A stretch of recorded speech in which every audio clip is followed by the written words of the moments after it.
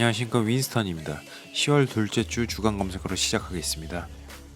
일요일 검색어는 사회적 거리두기 1단계가 이슈되었습니다. 검색 조회수는 2만 플러스이고요. 12월 월요일부터 사회적 거리두기 단계가 2단계에서 1단계로 하향 조정되었습니다. 1단계 적용으로 정부가 지정한 고위험시설 12개 시설 및 종은 영업이 가능해지지만 이들 시설은 마스크 착용, 출입자 명부관리, 이용자 간 거리두기 등의 방역수칙을 반드시 지켜야 한다고 합니다. 그 중에서도 클럽 등 유흥주점, 콜라텍, 단란주점, 감성주점, 헌팅 포차 등 5개 시설업종은 시설허가 신고 면적 4제곱미터당 1명이 이용할 수 있도록 인원을 제한해야 된다고 하는데 잘 될까요?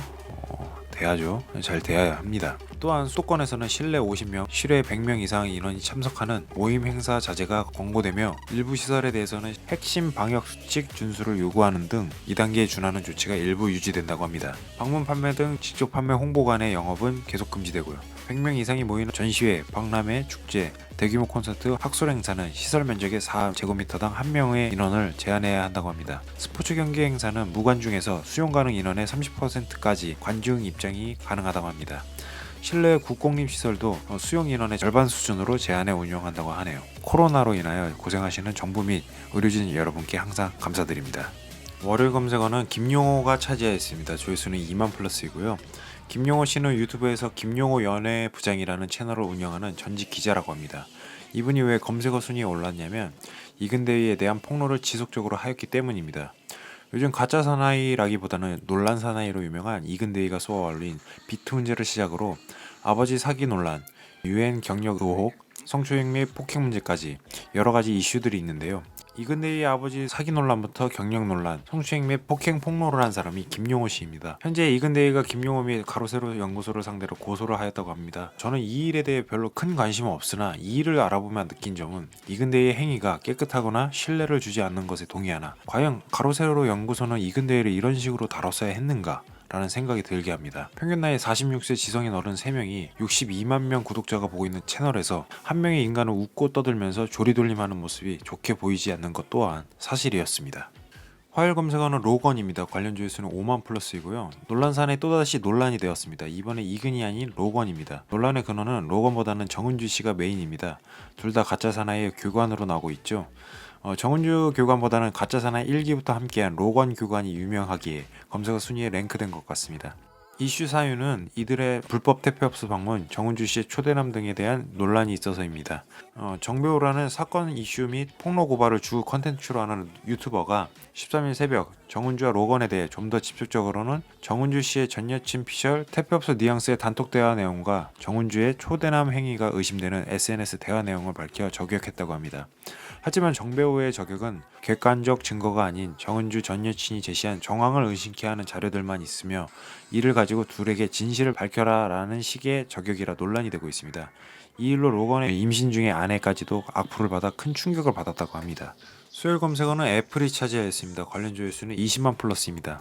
우리 앱4이 14일 애플 2020 10월 이벤트를 통해 아이폰 12 정식 공개를 하였습니다. 이번 이벤트를 통해 보여준 포인트는 5G, 디자인, 휴대성, 성능, 카메라, 액세서리 총 6가지 포인트인 것 같습니다. 이번 아이폰 12부터 5G 통신이 가능하게 되었으며 디자인과 휴대성 부분에서는 이전 아이폰 5 때의 각진 테두리 디자인으로 다시 돌아왔으며 두께가 전작에 비해 아이폰 12 미니 기준으로 0.9mm, 프로와 맥스 기준 0.7mm 얇아졌다고 합니다. 5.4인치 아이폰 12 미니는 5G 핸드폰 중에는 가장 작은 사이즈라고 합니다. 무게 또한 전작 대비 32g을 줄였다고 합니다. 또한 A14 칩셋은 전작 대비 15에서 20% 성능 향상을 하였다고 설명했으며 카메라의 경우 전작 대비 야간 모드에서 나은 성능을 발휘하고 최상위 프로맥스 모델은 라이다 센서 및 카메라 센서 크기가 커지고 센서 시프트 방식 손떨림 보정을 지원한다고 합니다. 이번 이벤트에 아이폰 12 액세서리 맥세이프를 공개했는데요. 케이스의 마그네틱을 이용한 무선 충전 방식으로 15W 무선 충전이 가능하며 이외에도 케이스에 부착할 수 있는 가죽 카드 홀더를 발표했는데 케이스와 카드 홀더만 해도 14만 4천 원이라고 합니다. 이건 너무한 거 아니냐고. 이번 아이폰 12는 5.4인치 아이폰 12 미니, 6.1인치 아이폰 12, 6.1인치 아이폰 12 프로, 6.7인치 아이폰 12 프로 맥스로 총 4가지 종류로 공개되었습니다. 가격은 95만원부터 149만원으로 시작합니다. 끝이 아니라 시작입니다. 이번 발표를 통해 아이폰 12의 아쉬운 점은 이 사악한 가격에도 배터리 충전기와 이어폰이 빠진다고 하는데요. 타 경쟁사 제품에서는 포함되어 있는 WQHD 플러스 고해상도와 120Hz의 주사율, 영무선 충전 기능이 빠졌다는 것입니다.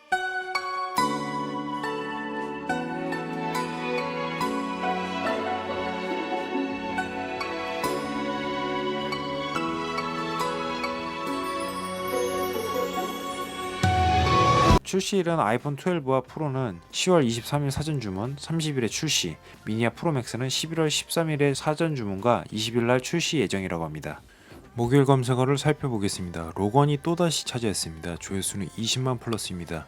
로건이 또다시 검색어 상위에 오른 이유는 앞서 말씀드렸던 정배우가 이번에 실시간 방송에서 로건의 몽캠피싱 사진을 공개하였습니다. 기존 폭로에서 로건의 경우 명백한 증거가 없는데 허위 어그로를 끈 것에 대해 비판 여론이 일자 생방송에서 로건이 몽캠을 했다며 사진까지 인증하며 폭로한 것입니다. 이 경우에는 로건은 법적으로 피해자고 정배우가 가해자가 된다고 합니다. 애초에 몽캠은 성인끼리 상호 합의하에 한 것은 대한민국 법률상 범죄 아닐 뿐더러 오히려 상대 측에서 그 영상을 녹화해 저장하고 있었으며 그게 유출되었다면 로건은 디지털 성범죄의 피해자이기 때문입니다. 또한 공개된 몸캠 사진은 결혼 전 16년 이전에 찍힌 사진이라고 합니다. 이 일이 일어난 후 여기저기에서 비판 여론이 또 일어나자 정배우는 사과 방송을 하였다고 합니다. 한편 로건은 정배우의 무책임한 방송에서 비롯된 수많은 악플로 저보다도 임신 중인 아내가 스트레스로 유산의 조짐을 보일 정도로 고통받고 있다고 했습니다. 그도 그럴 것이 로건 아내에게 유산 가자라는 식의 악플을 날린 사람도 있다고 하니 말 다 했죠. 로건은 또 가짜 사나이가 인기를 끌자 인기에 영합해 자신의 이득을 취해보려는 사람이 생기고 있는 것으로 보인다. 본인의 이득을 위해 남을 무책임하게 비방하는 자들에게 응당한 법적 책임을 물어야 한다. 저는 정배우가 한 행동에 대해 민형사상의 책임을 엄격히 물을 것이라고 했다고 합니다. 화이팅입니다. 금요일 검색어는 쇼미더머니 9입니다. 조회수는 2만 플러스입니다. 쇼미더머니가 9으로 다시 돌아왔습니다. 이번 쇼미더머니에는 3788에서 프로듀서로 활약했던 스윙스가 지원자로 도전해서 큰 화제를 모았다고 합니다. 팔로알토는 3번 프로듀서를 하고 저는 지원자 못할 것 같은데 용기가 대단하다며 놀라워하자 그는 작년 말이 되게 힘들었었다. 인맥 힙합 소리도 들었었다라며 날 미워해도 되는데 작년에 받은 상처 중 가장 큰 거 얘기하겠다. 불도저 무대를 했었는데 댓글에 예선 때 떨어질 놈 해물이다 라고 하더라. 내 방편은 내 실력인데 다른 건 괜찮다. 뭐든 잘못했다고 하겠는데 음악을 뭐라고 하는데 내가 가만히 있으면 호구다. 그래서 나왔다. 해물 그 말 내가 진짜 사라지게 하겠다. 잘 봐라 라고 밝혔다고 합니다. 또한 스윙스는 1차 예선을 진행하는데 하필 콕스빌리와 치르게 되었습니다. 콕스빌리는 스윙스에게 심사를 받고 탈락한 뒤 디스곡을 발표한 전례가 있으며 예선전에서도 콕스빌리가 스윙스를 조롱하는 듯 프린팅 티셔츠를 입고 나왔다고 합니다. 스윙스는 애써 피하려고 했으나 콕스빌리가 스윙스를 도발하는 랩을 내뱉는 것처럼 방송되었고 이어 스윙스는 본격적으로 랩을 시작하고 흥분한 스윙스는 콕스빌리에게 손가락 요구를 하는 모습이 방송에서 보여졌습니다. 토요일 검색어는 정찬성 오르테가가 차지했습니다. 관련 조회수는 10만 플러스입니다. 정찬성이 18일 아랍에미레이트 아부다비에서 열린 UFC 파이트 메인 이벤트에서 브라이언 오르테가에게 패배했습니다.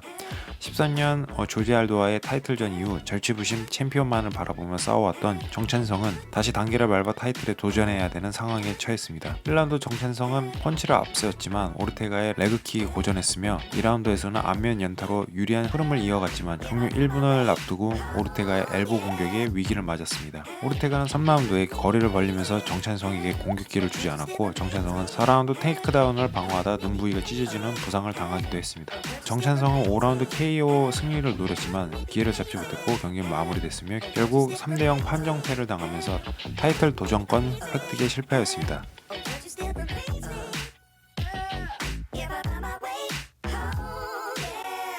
This is the move for those who